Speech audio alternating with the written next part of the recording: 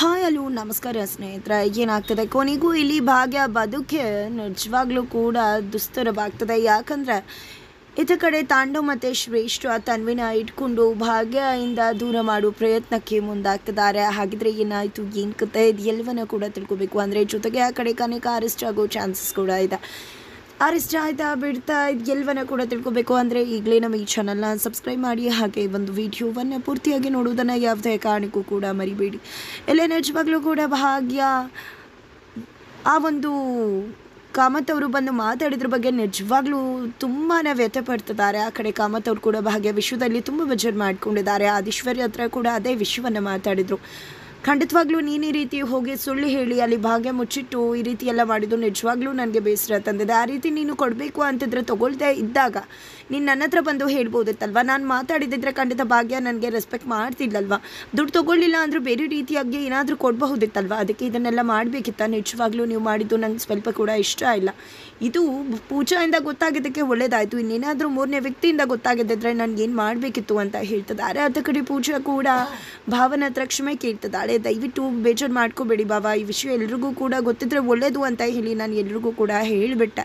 ಅಂದಾಗ ಇಲ್ಲಿ ಕಿಶೋರ್ ನೀನೇನು ಯಾವುದೇ ರೀತಿ ಪೂಜಾ ತಪ್ಪು ಮಾಡಿಲ್ಲ, ಅಪ್ಪ ಹೇಳಿದ್ರಲ್ವ.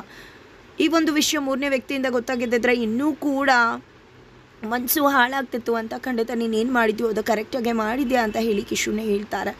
ಇತ್ತ ಕಡೆ ಸುನಂದ್ ಅವ್ರನ್ನ ತರಾಟೆಗೆ ತಗೋತಾರೆ ಭಾಗ್ಯ ಮತ್ತು ಕುಸುಮ. ನೀವು ಯಾಕೆ ಹೇಳಕ್ಕೆ ಹೋದ್ರಿ, ನಾವು ಹೇಳಿದ್ವಲ್ವ ಬೇಡ ಅಂತ. ಆದರೆ ಸುನಂದ್ ಅವರು ಕೂಡ ಕಾಮತ್ ಅವ್ರಿಗೆ ಏನೇ ಹೇಳಿದ್ರು ಹೇಳಿ ಪೂಜಾಯಿಂದ ಗೊತ್ತಾಗೋದಕ್ಕೆ ಇಷ್ಟು ಇಲ್ಲ ಅಂದಿದ್ರೆ ಇನ್ನೂ ಕೂಡ ಡಬಲ್ ಆಗ್ತಿತ್ತು ಅಂತ ಹೇಳಿದ್ರು ಅಲ್ವಾ. ಅಂದಾಗ ಅದು ನೀವು ಅಟ್ಲೀಸ್ಟ್ ಪೂಜಾಗೆ ಹೇಳಿದ್ದೀನಿ ಅಂತನಾದರೂ ಹೇಳ್ಬಹುದಿತ್ತಲ್ವ ಅಂತ ಹೇಳ್ತಾರೆ. ಬಟ್ ಸುನಂದ್ ಅವ್ರು ಮಾತ್ರ ನಾನು ಅವತ್ತಿಂದ ಹೇಳ್ಕೊಂಡು ಬಂದೆ, ನೀವು ಯಾರೂ ನನ್ನ ಮಾತನ್ನು ಕೇಳಲಿಲ್ಲ, ನಾನು ಏನು ಮಾಡಿದನೋ ಅದನ್ನು ಕರೆಕ್ಟಾಗಿ ಮಾಡಿದ್ದೀನಿ ಅಂತ ಹೇಳಿಬಿಡ್ತಾರೆ. ಈ ಕಡೆ ಕಾಮತ್ ಅವರು ಅಷ್ಟು ಬೇಜಾರು ಮಾಡ್ಕೊಂಡಿದ್ರ ಬಗ್ಗೆ ನಿಜವಾಗ್ಲೂ ಬೇಜಾರು ಮಾಡ್ಕೋತದಾಳೆ ಭಾಗ್ಯ. ಜೊತೆಗೆ ಆ ಕಡೆ ಆದಿ ಅವ್ರಿಗೂ ಕೂಡ ಅನ್ನಿಸ್ತದೆ, ಹೌದಲ್ವ ಅಪ್ಪ ಹೇಳಿದ ಮಾತು ನಿಜ ಇತ್ತಲ್ವ, ನಾನು ಈ ರೀತಿ ಮಾಡಬಾರ್ದಿತ್ತಲ್ವ, ಈ ರೀತಿ ಮಾಡಿದ್ರಿಂದ ಇಷ್ಟೆಲ್ಲ ಆಗೋಯ್ತು. ನಿಜವಾಗ್ಲೂ ಭಾಗ್ಯ ಅವ್ರಿಗೂ ಕೂಡ ತುಂಬ ಬೇಜಾರಾಗಿರುತ್ತೆ ಅಪ್ಪನ ಮಾತುಗಳಿಂದ. ಇಲ್ಲ ನಾನು ತಪ್ಪು ಮಾಡಿಬಿಟ್ಟೆ ಅಂತ ಅನ್ನಿಸ್ತದೆ. ನಾನು ಬಂದು ಅಪ್ಪನ ಹತ್ರನೇ ಈ ಒಂದು ವಿಷಯವನ್ನು ಮಾತಾಡಿದ್ದಿದ್ರೆ ಎಲ್ಲ ಕೂಡ ಸರಿ ಇರ್ತಿತ್ತು ಅಂತ. ತದನಂತರ ಇಲ್ಲಿ ತಾಂಡವ ತನ್ನ ಮಗಳ ಬಗ್ಗೆ ಯೋಚನೆ ಮಾಡ್ತಿದ್ದಾರೆ. ಇಲ್ಲಿ ಶ್ರೇಷ್ಠ ಹತ್ರ ತನ್ನ ಮಗಳು ಈ ರೀತಿ ಕಾಲೇಜ್ಗೆ ಹೋಗದೆ ಡಿಸ್ಮಿಸ್ ಆಗಿದೆ, ಸಸ್ಪೆಂಡ್ ಆಗಿದ್ದಾಳೆ, ನನ್ನ ಹತ್ರ ಬಂದು ಹೇಳಲು ಸರಿಯಾಗಿ ಬೈದು ಕಳಿಸಿದ್ದೀನಿ ಅಂದಾಗ ಏನು ಮಾಡ್ತಿದ್ಯಾ ತಾಂಡವ್, ಸುಮ್ಮನೆ ಯಾಕೆ ತನ್ವಿಗೆ ಬೈದೆ, ನಿಜ ಹೇಳಬೇಕು ಅಂದರೆ ತನ್ವಿ ಏನು ತಪ್ಪು ಮಾಡಿದಾಳೆ ಅಂತ. ಕಾಲೇಜಿಗೆ ಬಂಕ್ ಹಾಕಿರ್ಬೋದು, ನಿಜವಾಗ್ಲೂ ಅದೆಲ್ಲ ಫನ್ನು ಕಾಮನ್ ಅಲ್ವಾ. ಇವತ್ತಿನ ಕಾಲದಲ್ಲಿ ಎಲ್ಲ ಮಕ್ಕಳು ಕೂಡ ಇದೇ ರೀತಿ ಮಾಡ್ತಾರಲ್ವ. ಅದನ್ನು ಮಾತ್ರಕ್ಕೆ ನೀನು ಈ ರೀತಿ ಬೈಯೋದಂತೂ ಕರೆಕ್ಟ್ ಇಲ್ಲ. ನಿಮ್ಮ ಟೈಮಲ್ಲಿ ನಿಮ್ಮ ಅಮ್ಮನ ಭಯ ನಿನಗಿತ್ತು, ಅದಕ್ಕೋಸ್ಕರ ನೀನು ಎಲ್ಲೂ ಹೋಗದೆ ಇರ್ಬೋದು. ಅದೇ ಕಾರಣಕ್ಕೆ ತನ್ವಿ ಕೂಡ ಎಲ್ಲೂ ಹೋಗಬಾರ್ದು, ಬಂಕ್ ಹಾಕಬಾರ್ದು ಅಂತ ಏನಿಲ್ವಲ್ಲ. ಈ ಟೈಮಲ್ಲಿ ಇದೆಲ್ಲ ಕಾಮನ್ ತಾನೆ ಅಂತ ಹೇಳ್ತಿದ್ದಾರೆ. ಏನು ಮಾತಾಡ್ತಿದ್ಯಾ ಶ್ರೇಷ್ಠ ನೀನು ಅಂದಾಗ ನಾನು ಕರೆಕ್ಟಾಗೆ ಮಾತಾಡ್ತಿದ್ದೀನಿ ತಾಂಡವ್. ಜೊತೆಗೆ ನೀನು ತನ್ವಿಗೆ ಹೇಳು ನೀನು ಕಾಲೇಜಿಗೆ ಬಂದು ಮಾತಾಡ್ತೀನಿ ಅಂತ ಹೇಳಿದಾಗ ಇಲ್ಲ ನಾನು ಯಾವುದೇ ಕಾರಣಕ್ಕೂ ಹೇಳುವುದಿಲ್ಲ ಅಂತಾರೆ. ಇದೇ ನಿನಗೆ ಒಂದು ಅವಕಾಶ ಇರುವುದು ತನ್ವಿ ಜೊತೆ ಹತ್ತಿರ ಆಗೋದಕ್ಕೆ, ದಯವಿಟ್ಟು ಇದನ್ನು ಬಳಸ್ಕೊ ಅಂತ ಹೇಳಿದಾಗ ಸರಿ ಆಯಿತು ಅಂತ ಹೇಳಿ ತಾಂಡವ್ ತನ್ವಿ ಕಾಲ್ ಮಾಡ್ತಾರೆ. ತನ್ವಿ ಕಾಲ್ ಮಾಡಿ ನಾನು ಕಾಲೇಜಿಗೆ ಬರ್ತಾ ಇದ್ದೀನಿ, ನಿಮ್ಮ ಪ್ರಿನ್ಸಿಪಲ್ ಜೊತೆ ಮಾತಾಡ್ತೀನಿ ಅಂತ ಹೇಳ್ತಿದ್ದಾರೆ. ಫೈನಲಿ ಶ್ರೇಷ್ಠ ಮತ್ತು ತಾಂಡವ್ ಕಾಲೇಜ್ ಕಡೆ ಬರ್ತಿದ್ದಾರೆ. ಅದ ಕಡೆ ಮಗು ಗುಂಡಣ್ಣ ಆದೀಶ್ವರ್ ಬರ್ತಾರೆ, ನನಗೆ ಬಾಕ್ಸಿಂಗ್ ಹೇಳ್ಕೊಡ್ತಾರೆ ಅಂತ ಕಾಯ್ತಿದ್ದಾರೆ. ಆದರೆ ಇಲ್ಲಿ ಭಾಗ್ಯ ಖಂಡಿತವಾಗ್ಲೂ ಅಷ್ಟೆಲ್ಲ ನಡೆದಿದೆ, ಅವ್ರು ಯಾಕೆ ಬರ್ತಾರೆ ಅಂತ ಮಗನ ಕನ್ವಿನ್ಸ್ ಮಾಡೋಕ್ಕೆ ಟ್ರೈ ಮಾಡೋಕ್ಕೆ ಮುಂದಾಗ್ತಾರೆ. ಬಟ್ ಅಷ್ಟರಲ್ಲಿ ಆದೀಶ್ವರ್ ಅಲ್ಲಿಗೆ ಎಂಟ್ರಿ ಕೊಡ್ತಾರೆ. ನಿಜವಾಗ್ಲೂ ಆದೀಶ್ವರ್ ಬಂದಿದ್ದು ಎಲ್ರಿಗೂ ಕೂಡ ಅಚ್ಚುರಿತ ಅನಿಸುತ್ತೆ. ಜೊತೆಗೆ ನೆನೆ ಆಗಿದ್ರ ಬಗ್ಗೆ ದಯವಿಟ್ಟು ಬೇಜಾರು ಮಾಡ್ಕೋಬೇಡಿ ಭಾಗ್ಯ, ಖಂಡಿತವಾಗ್ಲೂ ನಾನು ಕ್ಷಮೆ ಕೇಳ್ತಾ ಇದ್ದೀನಿ, ಆ ರೀತಿ ಆಗಬಾರ್ದಿತ್ತು, ಇದೆಲ್ಲ ಆಗಿದ್ದಕ್ಕೂ ಕೂಡ ನಾನೇ ಕಾರಣ ಆಗಿಬಿಟ್ಟೆ, ಇನ್ನೂ ಅದ್ರ ಬಗ್ಗೆ ಯೋಚನೆ ಮಾಡೋದು ಬೇಡ, ನೀವೇನು ಯೋಚನೆ ಮಾಡಿಬಿಡಿ ಅಂತ ಹೇಳ್ತಾರೆ. ನಂತರ ಗುಂಡಣ್ಣನ ಕರ್ಕೊಂಡು ಬಾಕ್ಸಿಂಗಿಗೆ ಹೋಗೇ ಬಿಡ್ತಾರೆ. ಜೊತೆಗೆ ಆ ಕಡೆ ಎಲ್ಲ ಆದ ನಂತರ ಆದೀಶ್ವರ ಮನೆಗೆ ಬರ್ತಾರೆ. ಆ ಟೈಮಲ್ಲಿ ಆಫೀಸರ್ ಕಾಲ್ ಮಾಡಿದ್ದಾರೆ, ಪೊಲೀಸ್ ಆಫೀಸರ್ ಕಾಲ್ ಮಾಡಿದೆ. ಸರ್ ನೀವು ಕಂಪ್ಲೇಂಟ್ ಕೊಟ್ಟಿದ್ರಲ್ವ, ಅವನನ್ನು ಹಿಡಿದಾಕಿದ್ದೀವಿ, ಬನ್ನಿ ನಿಮ್ಮ ಫುಲ್ ಅಮೌಂಟ್ ಕೂಡ ರಿಕವರ್ ಮಾಡಿದ್ದೀವಿ, ತೊಗೊಂಡು ಹೋಗಿ ಅಂತ ಹೇಳ್ತಾರೆ. ಹಾಗಾಗಿ ಇಲ್ಲಿ ಆದೀಶ್ವರ ಹೋಗ್ತಿದ್ದಾಗೆ ಕನಿಕಾ ಕಡೆ ವ್ಯಕ್ತಿ ಯಾರು ಕಳ್ಳನ್ ಬಿಟ್ಟಿದ್ರು ಅದೇ ವ್ಯಕ್ತಿ ಆದೀಶ್ವರನ್ನು ಫಾಲೋ ಮಾಡ್ಕೊಂಡು ಬರ್ತಾರೆ. ಇದು ಯಾವ ಕರ್ಮ, ನಾನು ಯಾಕೆ ಇದನ್ನೆಲ್ಲ ಮಾಡಬೇಕಿತ್ತು, ಕಳ್ತನ ಯಾಕೆ ಮಾಡಿಸ್ಬೇಕಿತ್ತು, ಅವ್ನು ನನ್ನ ಹೆಸರು ಬಾಯ್ಬಿಟ್ರೆ ಏನಪ್ಪ ಮಾಡಲಿ ಅಂತ. ಆಲ್ರೆಡಿ ಇಲ್ಲಿ ಆದೀಶ್ವರ್ ಪೊಲೀಸ್ ಸ್ಟೇಷನ್ಗೆ ಬರ್ತಾರೆ. ಪೊಲೀಸ್ ಸ್ಟೇಷನ್ಗೆ ಬರ್ತಿದ್ದಾಗೆ ಹಣವನ್ನು ರಿಕವರಿ ಮಾಡಿಕೊಂಡು ಅಲ್ಲಿಂದ ಹೋಗ್ತಾರೆ. ಈ ಕಡೆ ಆ ಕಳ್ಳ ಕಾನ್ಸ್ಟೇಬಲ್ ಹತ್ರ ಏನೋ ಮಾಡಿ ರಿಕ್ವೆಸ್ಟ್ ಮಾಡಿ ಫೋನನ್ನು ತೊಗೊಂಡಿದ್ದೆ. ಇಲ್ಲಿ ಕನಿಕಾ ಕಡೆ ವ್ಯಕ್ತಿಗೆ ಕಾಲ್ ಮಾಡ್ತಾರೆ. ಕಾಲ್ ಮಾಡಿದ್ದೆ, ಸರ್ ನೀವೀಗ ನನಗೇನು ಹೊಸ್ತಲ್ಲ, ಬಟ್ ನೀವು ಪೊಲೀಸ್ ಸ್ಟೇಷನ್ಗೆ ಬರಬಾರ್ದು, ನಾನು ಸತ್ಯ ಬಾಯ್ ಬಿಡಬಾರ್ದು ಅಂದರೆ ನೀವು ನನಗೆ 2 ಲಕ್ಷ ಕೊಟ್ಟು ನನ್ನನ್ನು ಬಿಡಿಸ್ಕೊಂಡು ಹೋಗಬೇಕಾಗತ್ತೆ, ಇಲ್ಲಾಂದರೆ ನಿಮ್ಮ ಮೆಸೇಜಸ್ಸು ಎಲ್ಲ ಕಾಲ್ ರೆಕಾರ್ಡಿಂಗ್ ಎಲ್ಲ ಕೂಡ ನನ್ನ ಹತ್ರ ಇದೆ ಅಂತ ಹೇಳ್ತಾರೆ. ಇನ್ನೇನು ಮಾಡೋದು ಹಣೆ ಬರ ಅಂದ್ಕೊಂಡಿದ್ದೆ. ಕನಿಕಾ ಕಡೆ ವ್ಯಕ್ತಿ ಕಳ್ಳನನ್ನು ಬಿಡಿಸ್ಕೊಳ್ಳೋ ಪ್ರಯತ್ನಕ್ಕೆ ಮುಂದಾಗ್ತಿದ್ದಾರೆ.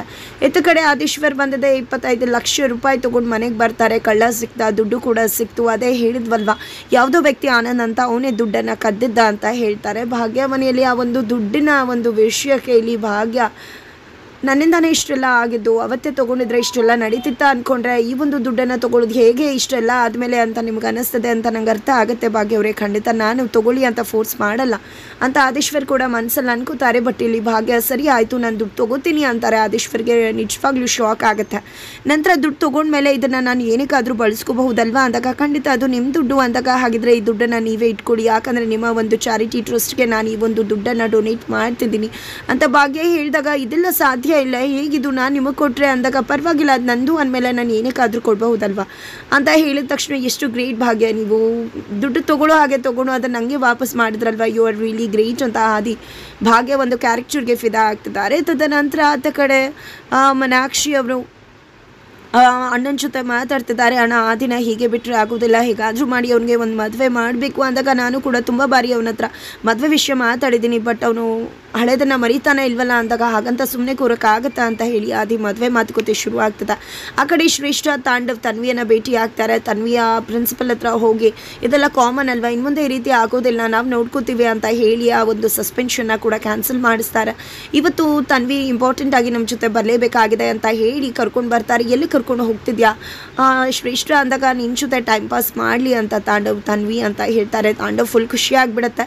ತನ್ವಿ ಕೂಡ ಒಪ್ಕೊಂಡಿದ್ದೆ ಅಪ್ಪ ಮತ್ತು ಶ್ರೇಷ್ಠ ಜೊತೆ ಮತ್ತು ಹೊರಗಡೆ ಹೋಗ್ತಿದ್ದಾಳೆ. ಇದರ ಮುಖಾಂತರ ಶ್ರೇಷ್ಠಗೆ ಹತ್ತಿರ ಆಗ್ತಿದ್ದಾಳೆ ತನ್ವಿ.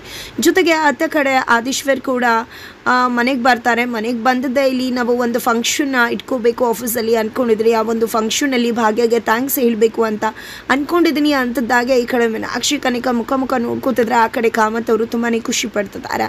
ಇದರ ನಡುವೆ ಆದಿ ಮದುವೆ ಫಿಕ್ಸ್ ಆಗ್ತಿದೆ. ಅದರ ಜೊತೆಗೆ ಕಳ್ಳ ಇಲ್ಲಿ ಆ ಕನಿಕಾ ಕಡೆ ವ್ಯಕ್ತಿ ಹೆಸರನ್ನ ಹೇಳೋಕೆ ಮುಂದಾಗ್ತಿದ್ದಾರೆ. ಆ ವ್ಯಕ್ತಿ ಕೂಡ ಕನಿಕಾ ಹೆಸರನ್ನ ಹೇಳೋಕೆ ಮುಂದಾಗ್ತಿದ್ದಾರೆ. ಕೊನೆಗೂ ದುಡ್ಡನ್ನು ಕದ್ಸಿದ್ದು ಕನಿಕಾ ಅನ್ನೋ ವಿಷಯ ಗೊತ್ತಾಗಿದೆ. ಮನೆಗೆ ಪೊಲೀಸ್ ಅವರು ಎಂಟ್ರಿ ಕೊಟ್ಟು ಕನಿಕಾ ಕೈಗೆ ಕೋಳ ಹಾಕ್ತಾರೆ. ಇದಕ್ಕೆ ರೀಸನ್ ಆದಂತಹ ಕನಿಕಾ ನಿಜವಾಗ್ಲೂ ಭಾಗ್ಯ ಕೋಪಕ್ಕೆ ಗುರಿಯಾಗಬೇಕಾಗತ್ತಾ? ತಪ್ಪು ಮಾಡಿದ ಕನಿಕಾಗೆ ಸಖತ್ತಾಗಿ ಚಳಿ ಏಟನ್ನು ಕೊಡ್ತಾರೆ ಭಾಗ್ಯ.